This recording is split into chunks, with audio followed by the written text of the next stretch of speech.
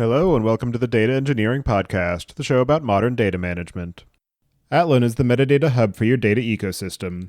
Instead of locking your metadata into a new silo, unleash its transformative potential with Atlan's active metadata capabilities.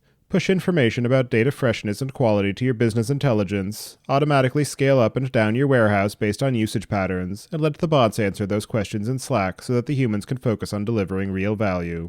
Go to dataengineeringpodcast.com/Atlan today, that's ATLAN, to learn more about how Atlan's active metadata platform is helping pioneering data teams like Postman, Plaid, WeWork, and Unilever achieve extraordinary things with metadata.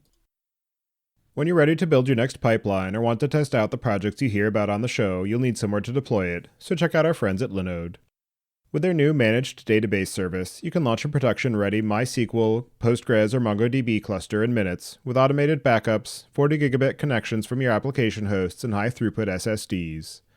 Go to dataengineeringpodcast.com/Linode today and get a $100 credit to launch a database, create a Kubernetes cluster, or take advantage of all of their other services. And don't forget to thank them for their continued support of this show.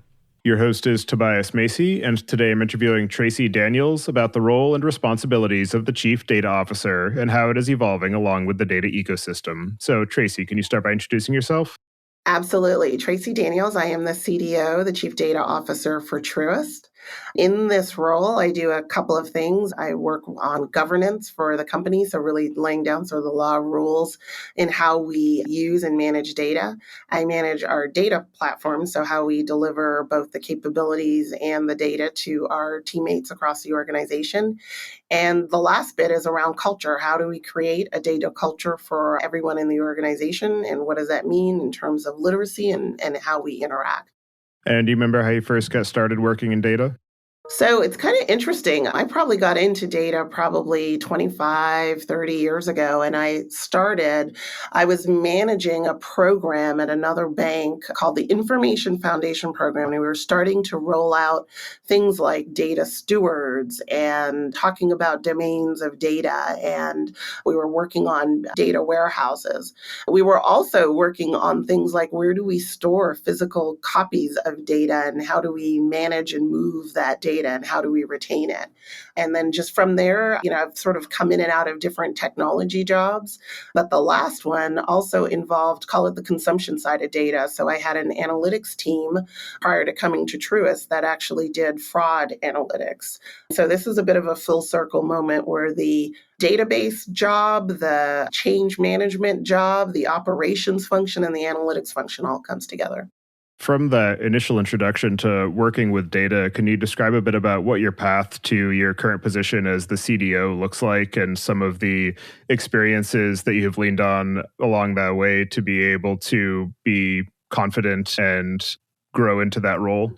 Yeah, it's been, I would say, not a ladder to the role of CDO, but more of a lattice. And so there's been, as you mentioned, right, sort of complementary skills that I think I've picked up along the way.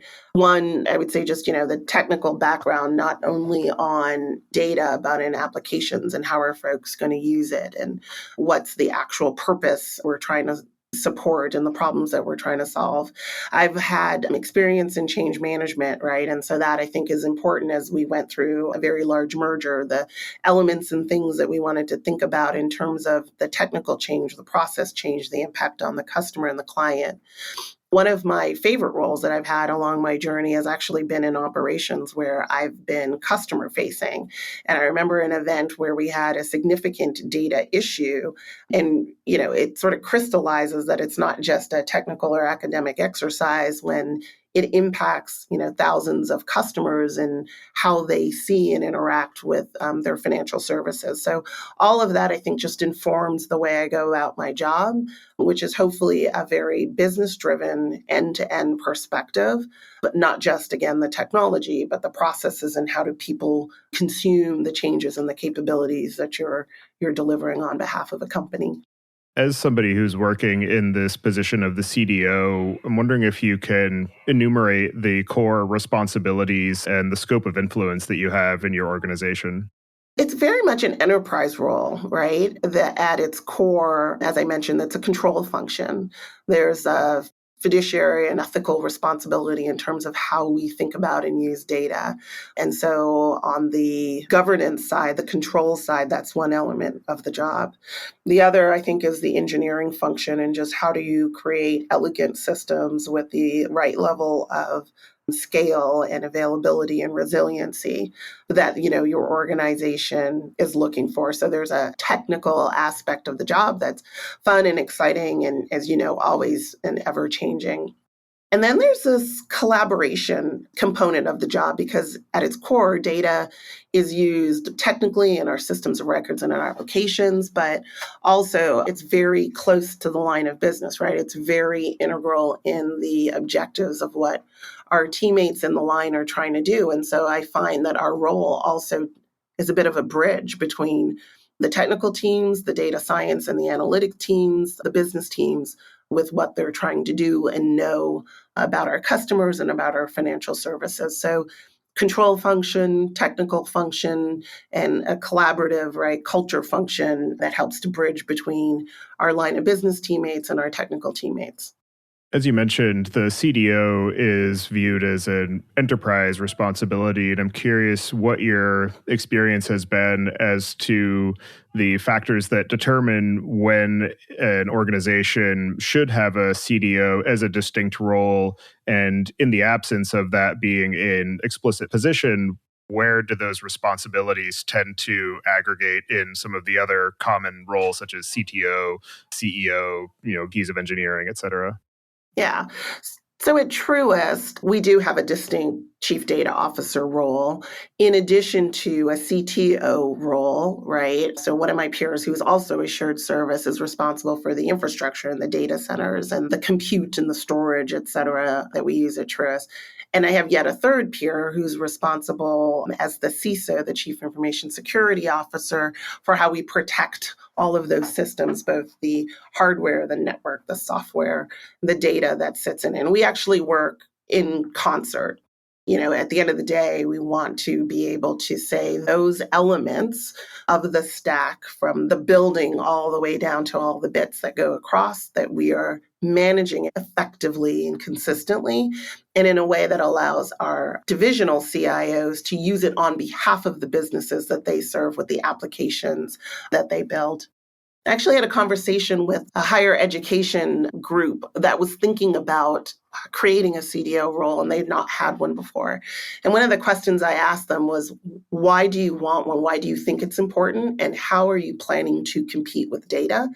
I think that helps determine just how big a role, the scope, the remit, the expectations that you have on a CDO, because what I found is many of us in this role actually have very different remits across industry, depending on what the business is actually trying to do and how they're trying to compete with data.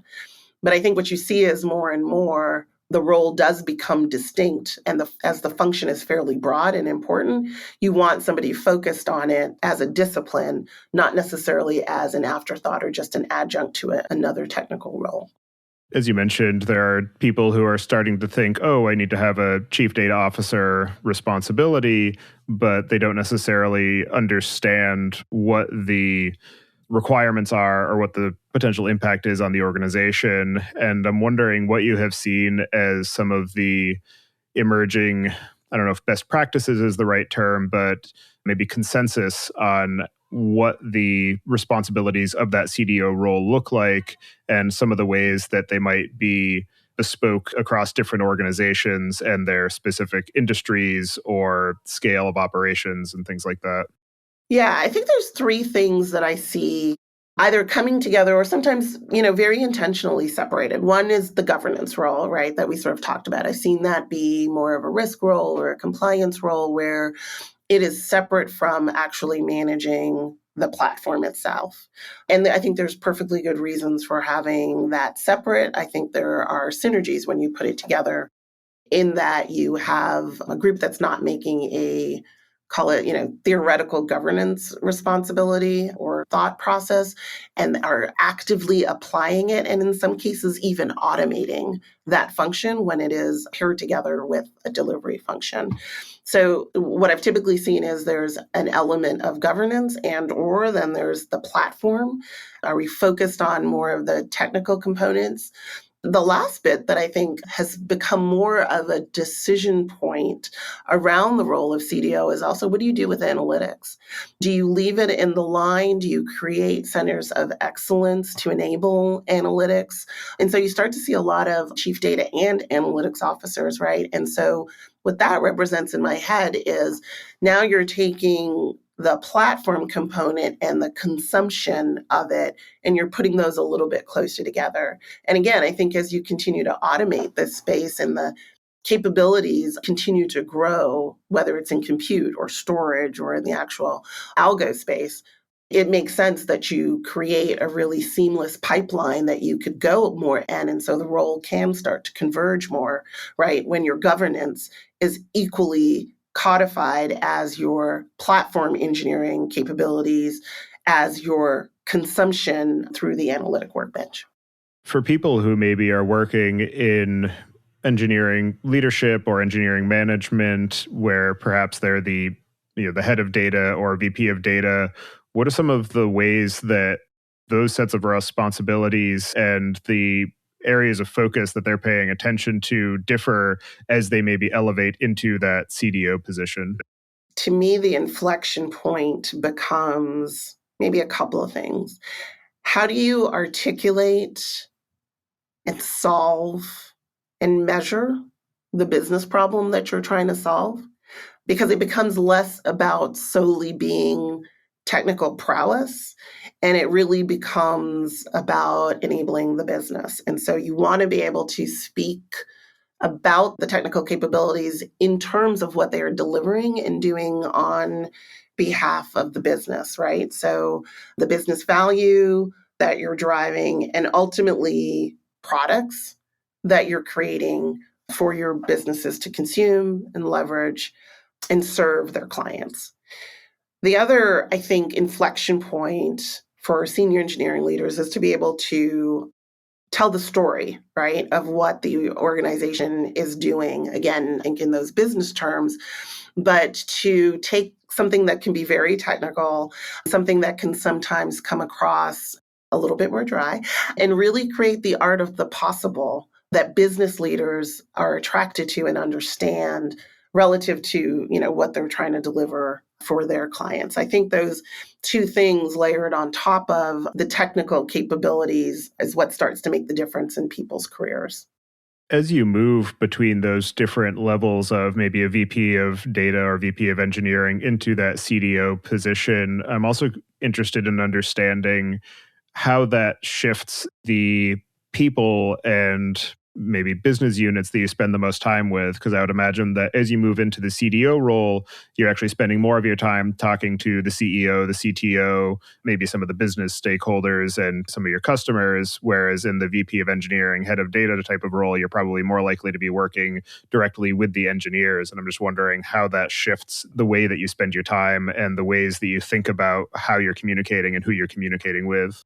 I have a few different constituents that I focus on. Absolutely the business. And I've actually got a whole team in my organization whose responsibility it is to have regular touch points with our line of business partners, inclusive of the data scientists that are, practitioners on the data that we create so that we really understand what their needs are. We understand where their pain points are. Sometimes we've created those pain points and we want to make sure that we are resolving them as quickly as possible. But again, back to that point around the business value, making sure that we're attuned with what we are delivering and making sure that it drives business value on their behalf.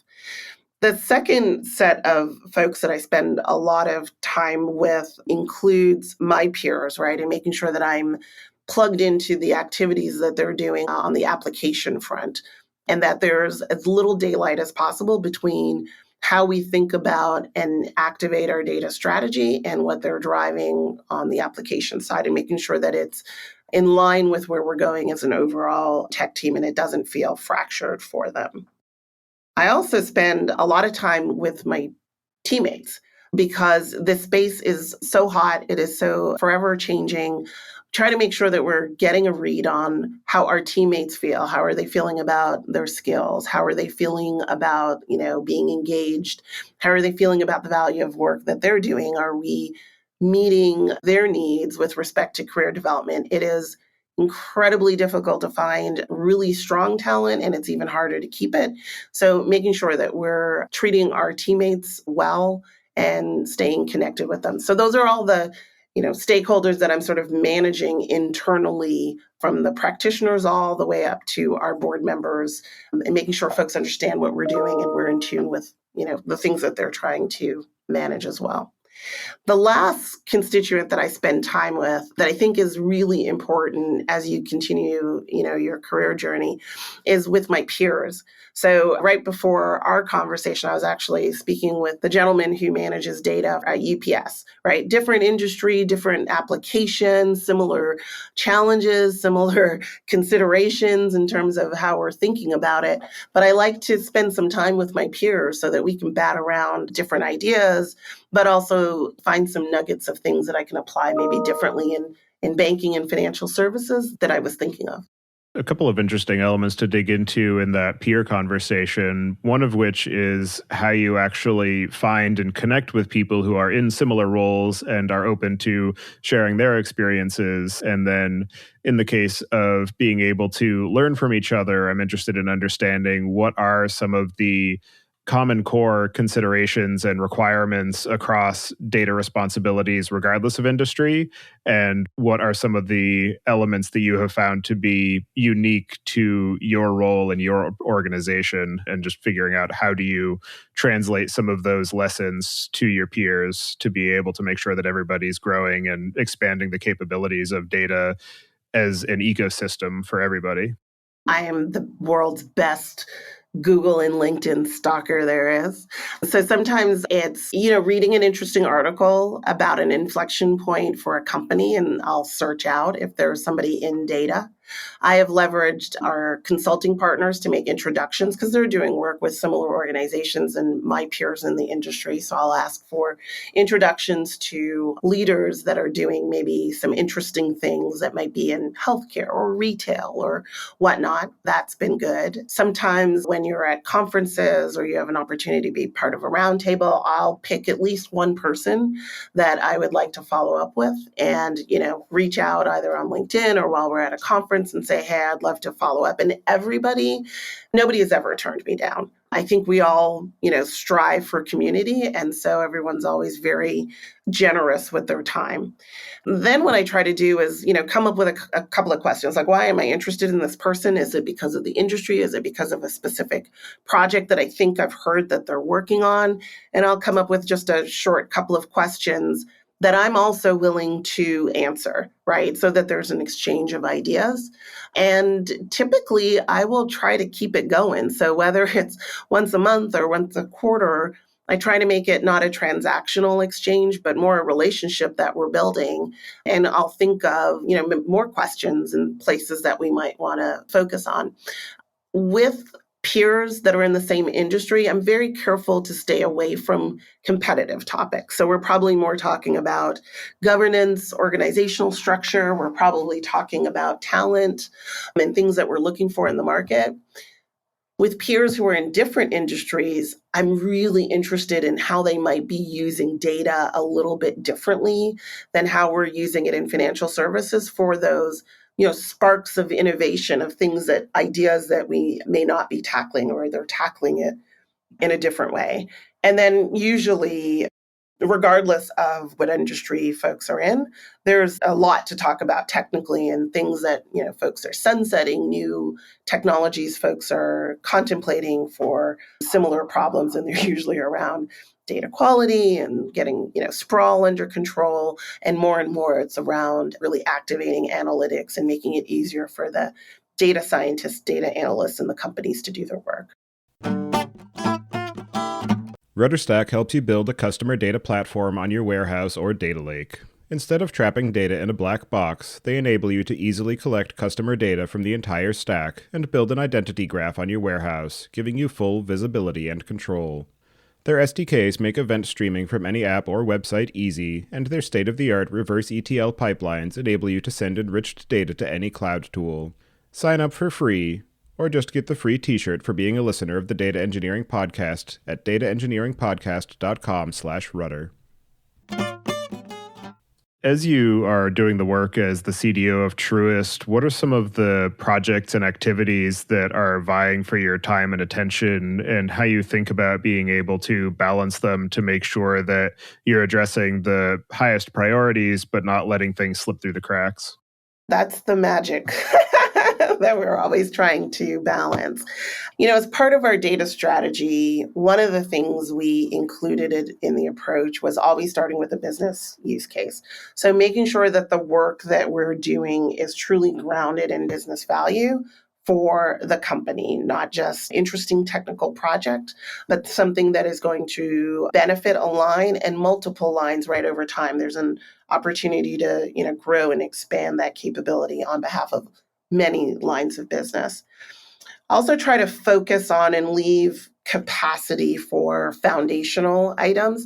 So things that people may not be asking for, but we know we need to build, or things we need to improve, or tech debt we need to solve.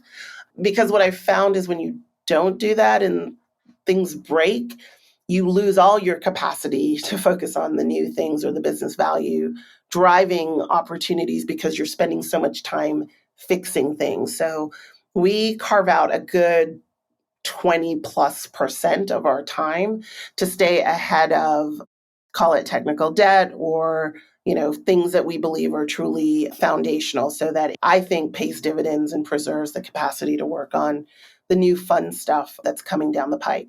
And then there's a sliver that I think about. We're not really brilliant at it yet, but we'll get there, around really truly innovating and pushing the envelope on certain technologies. So we do try to leave room in the basket, right, of capacity to really focus on some of those newer things, moonshot things, stuff that we don't need today, but we think could be game changers in the future. It's more of an art than a science. In terms of the ways that you think about the composition and organization of your teams and the different data professionals throughout your organization, I'm wondering what your approach has been as far as how to think about which capabilities you need, what their responsibilities and scope of impact need to be, and how they're organized in relation to their various engineering counterparts and business counterparts to make sure that all of the communication is flowing, but also so that different data professionals aren't isolated because they're embedded too deeply in different groups, or that they're not all too consolidated and starting to get into an echo chamber around their own data-oriented concerns. I think we've learned, and we're still learning, how to manage all of that. So a couple of things. There are horizontal and vertical views, I would say, in my organization. The vertical views are those that are usually more line of business focused, right? So they're building assets, moving data, and have some sort of an alignment to the line of business so that there's a lot of muscle memory and a little bit more context on the data that they're touching and managing. Then there are horizontals, which might be capabilities regardless of your line of business that you're going to use, right? More platform orientation, even some of the ops functions that we do. And we try to run communities of practices, both that touch the horizontal and the vertical. So what do I mean by that?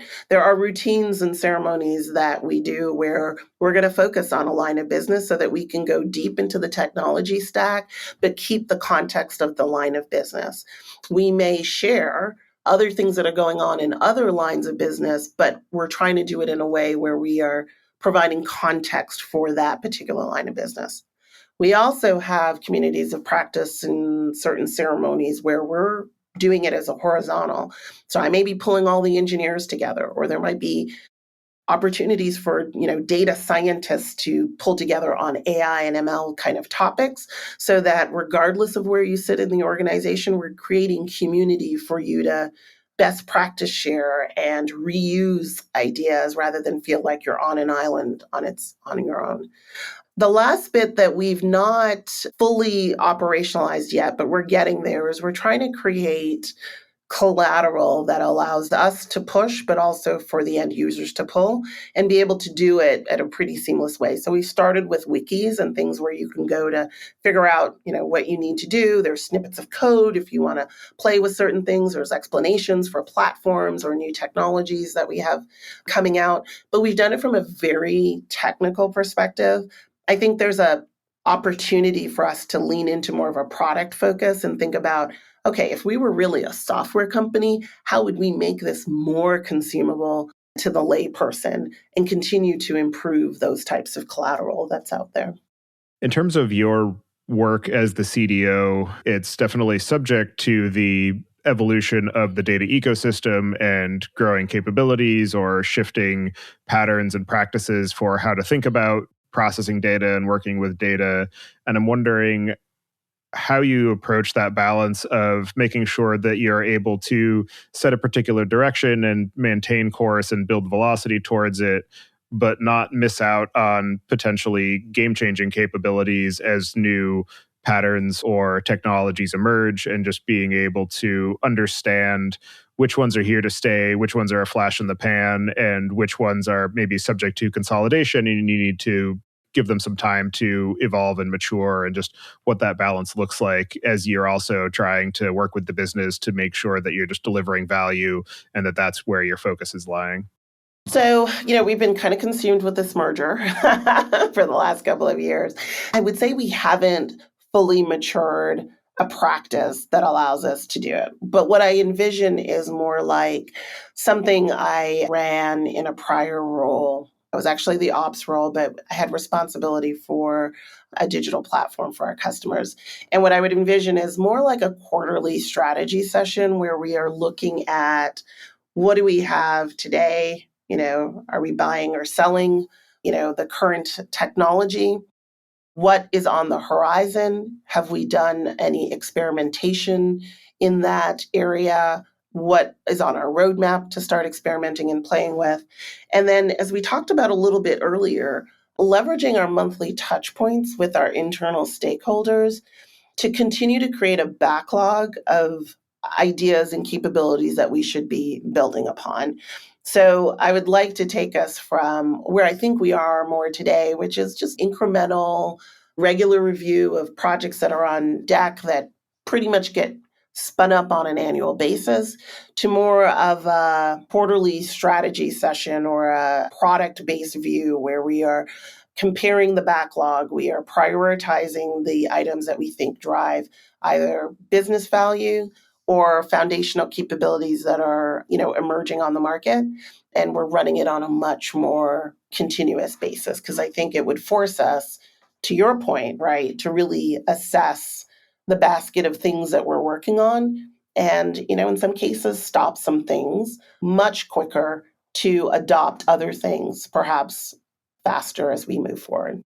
Now that you have come out the other side of this merger and you're looking back at your experience to date in the role of the CDO and looking forward to where you want to move to, I'm wondering what you see as the evolution of your role as the CDO and how the general consensus around what that role is responsible for influences the way you think about the work that you're doing. As we pivot, right, out of this merger, I'm looking at, how do I better organize and run like a product function, like a product delivering organization on behalf of enterprise technology, inclusive in that, how do I continue to have a greater customer focus so that we're really building things that drive value for our teammates? The third thing I'm also focused on is, how do I enable my teammates, so my DCIO partners and the analytics teams, to be able to do and consume more. I don't ever want my organization to be a bottleneck, only place where really amazing data work happens. I want our teammates in the lines and in the tech teams to be as proficient and accountable for how data gets used as we move forward. And then maybe the fourth place we continue to evolve is more innovation in the things that we do.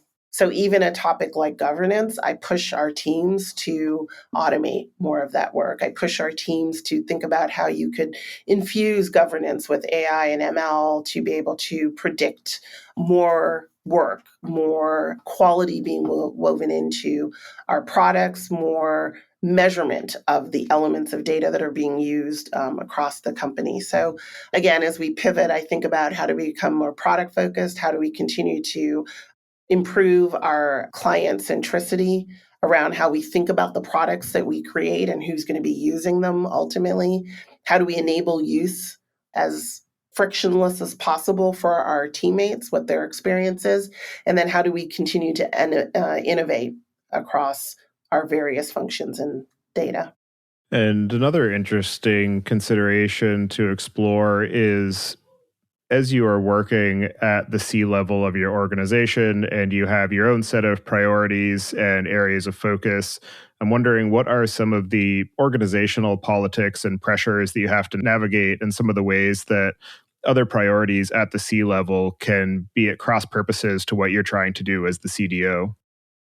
Resources are always scarce, right? So the prioritization conversation is a very important one to make sure that there isn't cross purposes and that we are all aligned on the same organizational goals. And that can be challenging, right? And that's where I think really understanding your customer helps you to articulate better how your capabilities support their work rather than competes with their work. I think there are great synergies I see with my peer DCIOs. And usually it's a timing like, are you going to be able to consume my capability, or does the capability you're trying to drive in your application actually need to come first before a collaboration between our teams makes sense? But again, it's a constant conversation across teams to make sure that the alignment is there and we are all doing our parts, right, to further the corporate strategy and the corporate focus and figuring out how what we're doing helps align to that rather than directly compete with one another. In your experience working in this position of the CDO, what are some of the past experiences and skills acquired that you have found to be most useful to make sure that you're successful in the responsibilities that you have? For me, collaboration is key. No man or woman is an island unto themselves. Like to get work done, we need to be able to collaborate and communicate across our teams.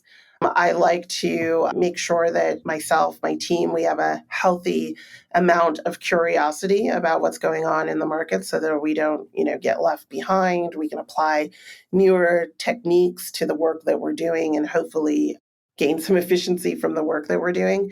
And then lastly, I mean, at the end of the day, this is a technical function, but we like to make sure that we're running it like a business, right? I don't ever want to be, replaced by, the ability to go externally to get the work done because they're either better at it or cheaper than what we do. So there is, a focus on being efficient and effective in what we're doing. And then maybe the last bit that I mentioned earlier was also just taking care of our teammates. In this world, in these trying times, we do try to focus on one another, being caring with our teammates, being in tune with what they're trying to achieve from a development perspective, because it is incredibly competitive out there on the market. And we want to make sure that, Truist is known as a destination place to be in technology and specifically in data. And so making sure that we focus on the people in our organization, I think is also really key. Big Eye is an industry-leading data observability platform that gives data engineering and data science teams the tools they need to ensure their data is always fresh, accurate, and reliable. Companies like Instacart, Clubhouse, and Udacity use Big Eye's automated data quality monitoring, ML-powered anomaly detection, and granular root cause analysis to proactively detect and resolve issues before they impact the business. Go to dataengineeringpodcast.com/Big Eye today to learn more and keep an eye on your data. To that point of being able to attract people because the work that you're doing is interesting and valued, I'm wondering how you think about advertising that and thinking about the ways that you're building and investing in your own technological and data capabilities to make that a place that people will want to seek out and work at, given the fact that it is such a competitive landscape for people who are working in the data professions? First, we try to make sure that the work that we do is really interesting and compelling so that we've got great stories to tell people when we're out, whether it's at conferences or we're going to colleges and universities looking for really amazing talent.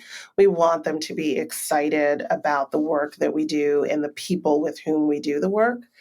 And so we are really focused on making sure that we're doing great work and we're, recruiting really great people that create an amazing environment.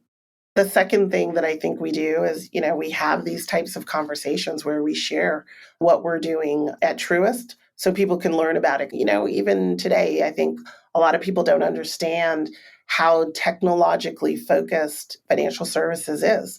And so while, yeah, it's sexy to go work for, startup X, a lot of really amazing work happens. And so making sure that we get the word out through communications and conversations with folks like you is really important.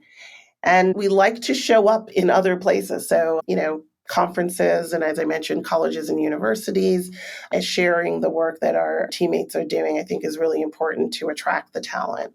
In your interactions with other CDOs and peers in similar positions across different organizations and industries, I'm wondering, what are some of the most interesting or unexpected ways that you have seen those responsibilities and the position addressed in those different contexts and environments?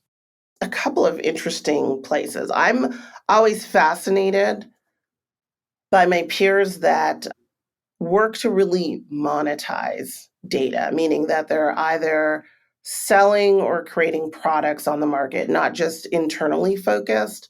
Because I think those kinds of opportunities help amplify the power of data. Everybody loves to tell the Amazon stories. And when you start to accumulate a series of those stories in various industries, I think it really brings to life the power and possibility of data. So, those that are working on those really externally visible marketplaces and exchanges and using it as a way to generate revenue streams, I think are really interesting. My peers who have figured out how to do a lot of automation and use predictive capabilities of data to automate the mundane, I find highly fascinating. So, whether it's how you manage servers or how you optimize delivery routes or how you codify governance expectations in code, I love to poke on and think about how folks are using the data to solve the flashy problems, but also the really mundane problems that are out there. The last group that maybe I also focus on and think about is, and governance is never the sexiest topic, but how folks are thinking about the way the laws are changing, right? With respect to data. And how do you stay ahead of that? How do you interpret it? And how do you make it come to life for your teammates so that they abide by the law and they come up with creative solutions to really lean into the expectations both of the law, but also of customers that are operating in these new spaces where the velocity and the volume of data just continues to accelerate. In your own experience of working in this position, what are some of the most interesting or unexpected or challenging lessons that you've learned in the process? Oh, so many. So, one thing that's kind of interesting to me is I had some experience in my past around the business process and really understanding the business process that the data supports and spending time there, not only in understanding it, but as you're creating new capabilities, really rethinking the business process, right? Because at the end of the day, I don't want to just collect data in an antiquated business process. You want to really think about how you use it to power and simplify that business process. And that's always fascinating to me because it takes what's a technical capability and really applies it in terms of how the business is working. So, one of the lessons learned and one of the places I'm, thinking about how my team continues to grow is really understanding the business process that underlies the data that we collect, curate, and ultimately move half of the company. I think the other, lesson learned or the thing that I appreciate is something I mentioned a bit earlier, which is spending time on the fundamentals, the resiliency, the availability, learning from your mistakes pretty actively so that it eats up less and less of our time as practitioners. I think we're starting to do more work to collect information on where those friction points are in the places that our teammates consume our data. So again, we can reduce the amount of time that they have to spend solving for navigating those problems, and they can spend more of their time on the fun stuff, right? And so to me, one of the lessons learned is get the fundamentals right, solve for the friction points so that your capacity could be really used for, neat and fun things. And then, I always tell the team, like, we just have to keep learning. I need to keep learning. I try not to stay too far away from the technology advances that my team's actually working on. And so I'll ask them to explain it to me. Like, I read this thing, but I don't actually know what the heck that really means. Can you help me understand how you're thinking about, architecting this differently to really avail ourselves of compute differently? So really spending our time to go a little bit deeper in the technology, but always, stepping back and thinking about how are we ultimately going to use it in the company. For organizations that are looking to invest in their capabilities with data and trying to derive value from it and be able to use that for powering the business, what are the cases where the distinct CDO position is the wrong choice and they need to instead invest in their engineering leadership and focus on their core competencies and let the engineers kind of do the work that they need to do to use the data to power the systems, and just moving those responsibilities more into existing roles rather than splitting it out to a distinct position? I'm completely biased, I'll admit. I think there is a role for data. I do, to your point, think that there is a role where data is infused in many places. So I guess I would say it this way. Don't assume that the chief data role or the data role is the only place that data happens. The way I've tuned our organization is we actually assume that data happens in multiple places. So it's more about enabling and educating folks to be able to conduct those roles effectively. But yeah, completely biased. I'm not sure that you never don't need a data role, but I definitely see where the data role shows up in many. For folks who are working in engineering or working with data, what advice do you have for anybody who's interested in charting a career path to the CDO seat or something of a similar set of responsibilities? I think raise your hand for more and more responsibility. So, if you work on platform X, gain some skills in platform, Y, move from the lake to a cloud, get some experience pitching and selling solutions, not just capabilities. Again, it's this building the acumen of being able to tell the story and why that function matters and how it helps to improve the business itself. And I think also, take some risks. I've appreciated being wrong enough times because I think you develop a perspective. I think you start to lose your fear of being wrong, but you also, I think, learn some things along the way that you can apply.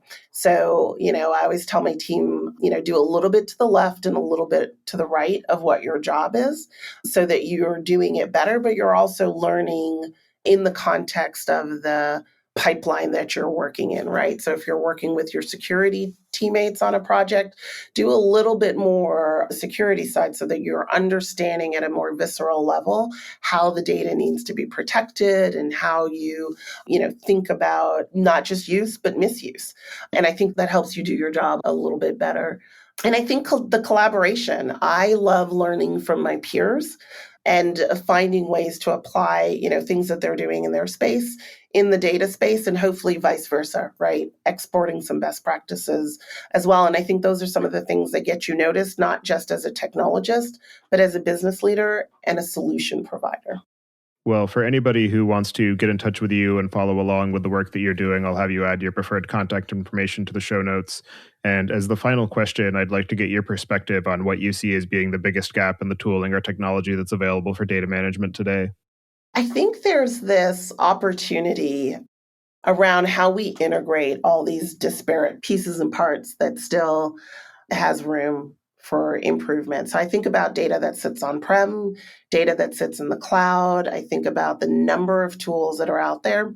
And ultimately, I think something that allows you to integrate those panes of glass elegantly would be really helpful. I also think about the life cycle of data. So from the models that are being developed and the data that they're using and the engineering that has to happen, the platforms that they need to sit on.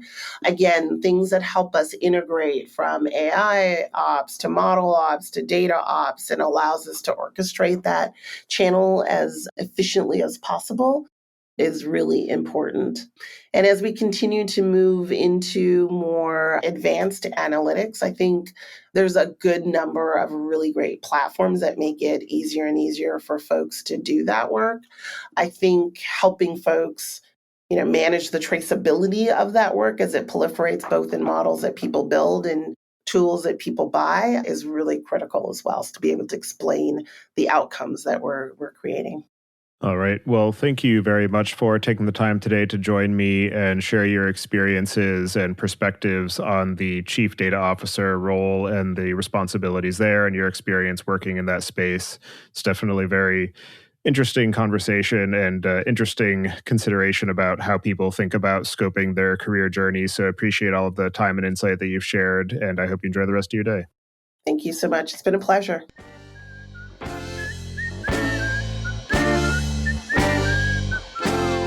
Thank you for listening.